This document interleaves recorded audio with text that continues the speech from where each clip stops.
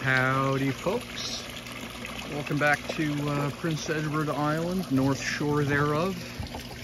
Backyard Aquaponics update. Today is Sunday, naturally like sometime in July.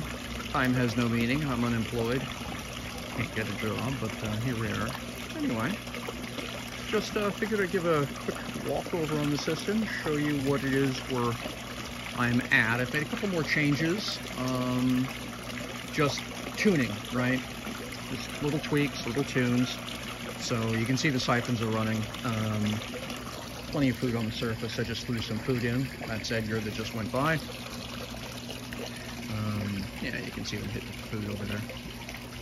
So I figure we'll go for a quick look around the system and I'll explain to you the changes I've made. One of the biggest ones is right over there. We'll go take a look at that in detail. Right, that is the airlift pump, and you can see that it is now no longer going up and over, and I'll explain why. But yeah, still figure out the zoom feature on this thing. All right, so I'm pretty pleased with how it's working so far. But yeah, let's have a walk and a talk.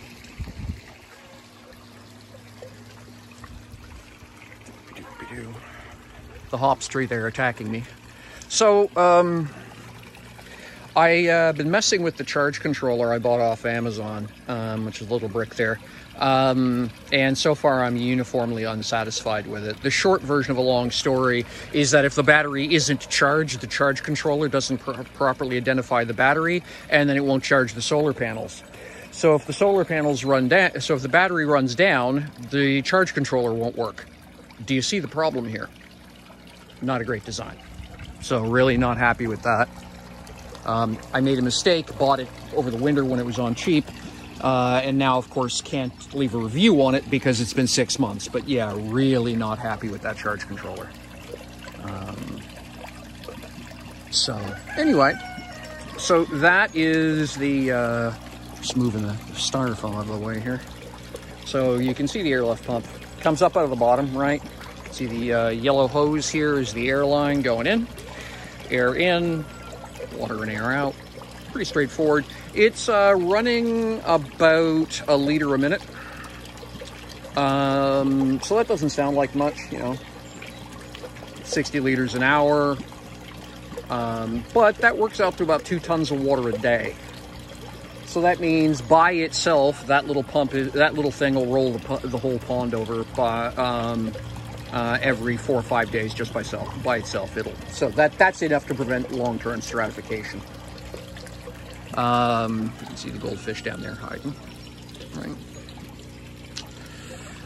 Other big change, completely removed the hose work here. I'm just stopping using these fixtures. I've put everything, gotta be careful here. So there's a pump down the bottom, water comes up and over into my settling tank. You can see what that looks like inside. So I bring the water into the bottom under gravel. So it's an upflow filter, and then you can see there's a surface skim over there. And then it's the usual we were doing before, it goes through the bog filter. You can see that over here, this piece of pipe is going to come out. It's restricting flow too much, don't like it. You can see the bog filter is bogged. I need to actually add some more gravel because the water is all the way up to here now. I've added this. You can see all my nasturtiums over there are growing very well. They're all going to get moved into this. And the way this works is that the pump there, not this thing, but the pump on this piece is hooked up to the float valve, or the float switch over here. Right, that's the yellow thing right there. That's a float switch. When the float switch goes off, it turns the pump in there on and turns the pump in here on. So one of the biggest problems you'll have with the bog filter is anaerobic dead spots. So this basically is acting as a huge as a huge oxygenator. You can see there's all kinds of foam there, right? And then it, continues its merry journey out here, goes through, out the pipe, back in. Mechanical filter is filtering. I haven't cleaned this in about 2 weeks. You can see we're a lot of gunk in there, but I haven't cleaned that in about 2 weeks. So what's happening is that it's slowly cleaning itself, right? The biologicals in there decompose by themselves, and it just filters down through the various layers of material. So yeah, that's about, you know, so that's the big change, right? Is I'm no longer using the airlift pump to come out of here. The water would have to be twice as deep to make the airlift pump driving this efficient. All the variations I could come up with don't produce enough pressure for this to run efficiently.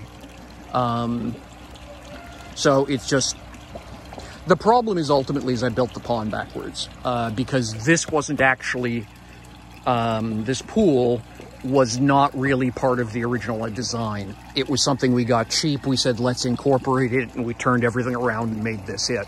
The whole system is built around the idea of that sump and everything being slightly higher than that sump.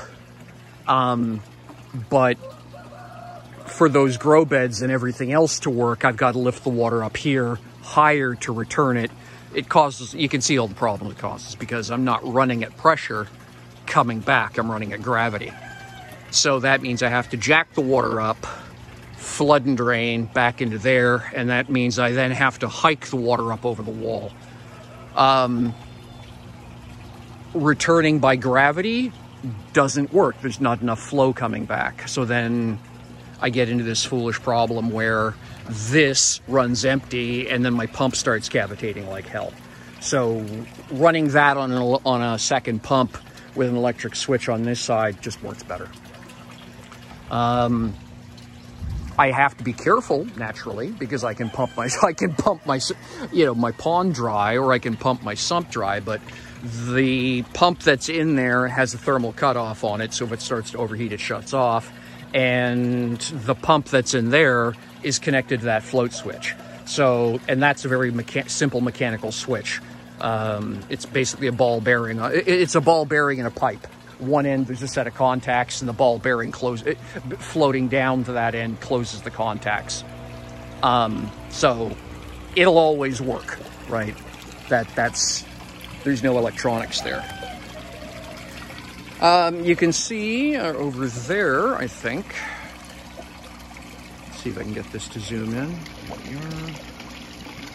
I've got another small pump just under the water with a little blue hose going into it. That's working essentially as a mixing pump as well as an oxygenator, right? You can see the constant stream of bubbles. So it's essentially running a venturi. So that blue hose is just an air pipe that runs down there, and so blasting air into and making sure the water keeps moving. The minnows are doing fine. I see the parade go by in the evening when I throw their food in. The stuff you're seeing floating on the surface right now is a koi food. So it floats fairly well, and the bigger fish pick at it all day. And if the smaller fish think they can get away with it, you'll see a swarm of them come up to the surface and grab a piece and drag it under.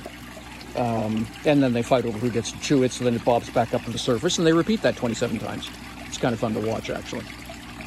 Let's take a look at the way things are growing. We'll go this way. Yeah. Usual construction yard concerns, right? Still working on the backyard, getting stuff cleaned up. There we go. So, all this stuff has been harvested once, by the way. So you can see the nasturtiums are doing well. They're going to get transplanted. These are just were transplanted, had a little bit of transplant shock. They're coming up just fine now. You can see all kinds of fresh growth. These are starting to, same thing, recently transplanted. This is actually a set of cuttings. It's a porticulus, I think. I can't remember. It's a porta something. Anyway, very commonly used for bonsai, which is where my sweetie was taking care of one of her trees, had a bunch of clippings. I said, gimme. So I literally just shoved them in there, and I want to see if they root. You can see the water level inside the pipe there, right? Fairly high up. And yeah, everything's running. So you can get an angle here. Yeah, you can see the water coming down. All right. So it's a pretty, and you can see there, it's pretty good aeration. Let's see, move this over here, you can see better.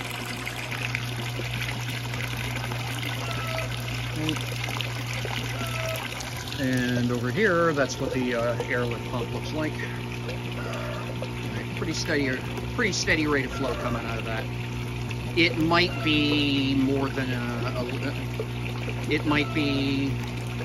it's probably more like a liter every 4 to 5 seconds. So we're probably doing 10 liters a minute. Yeah, 10 liters a minute is probably 10 liters a minute is probably more accurate. So, you know, roll the pond over a couple of days by itself with that. Oh, we have a brand new minnow. You see them right there? That little fellow. We have brand new minnows. Oh, and there's our salamanders, or whatever they're called. We call them the crocodiles. They like to hang out there. That's the little mixing pump. You can see much better now the amount of, and that's just a, you know, it's a $20 pump that comes with the connector on it, and you can see how much water it's spraying into, or so much air it's spitting into the water column. Really nice little addition. Keeps the surface agitated. Injects a lot of air below surface. Roll it down a little bit more. Actually, kind of high in the water column there. I don't like that.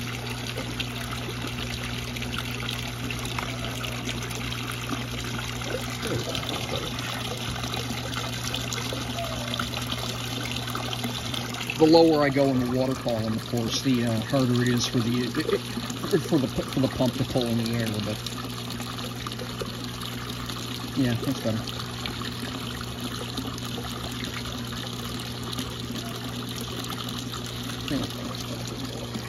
Cool.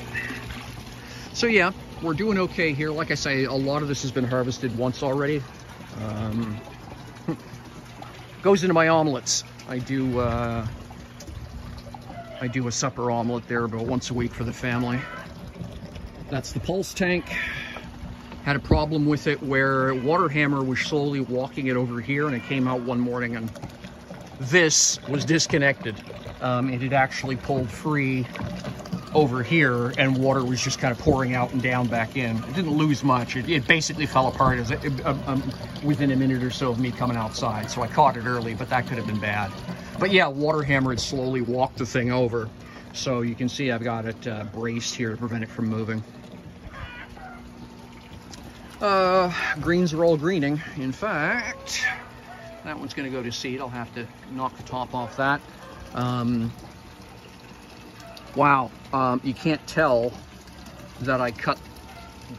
I took about half these greens out of this thing last Thursday. You can't tell. Like here, you can just see some of the leaves were cut, but this is all new growth since then I cut it. I've had to do a little bit of weeding, right? Anybody who tells you don't get weeds in aquaponics doesn't know what they're talking about. But that's okay. It's not like it's hard because of the way it grows in the Delica. You just pull it out. Not a big deal.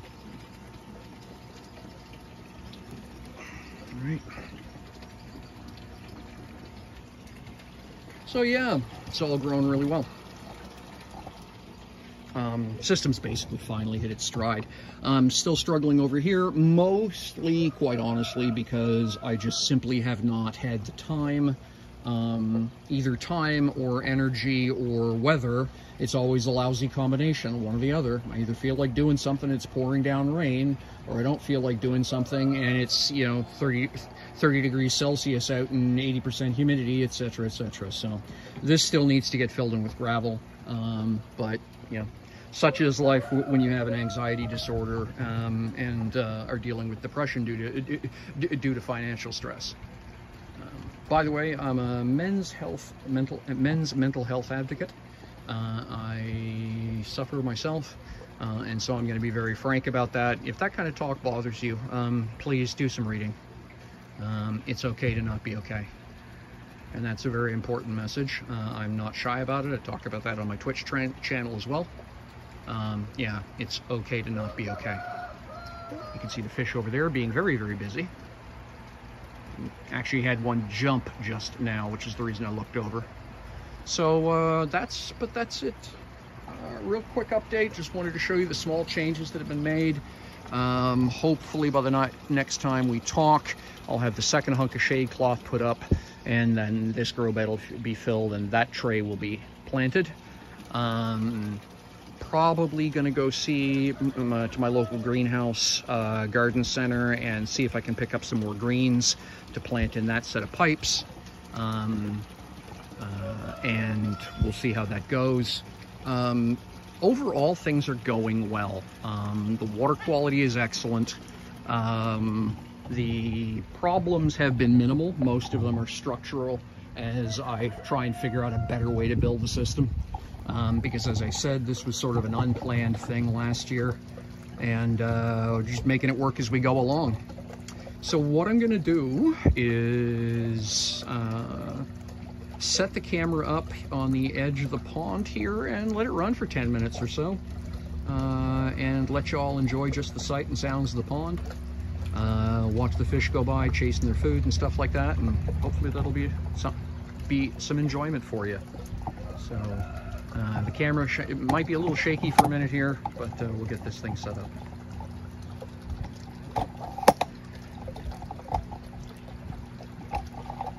There we go. That's leg number one.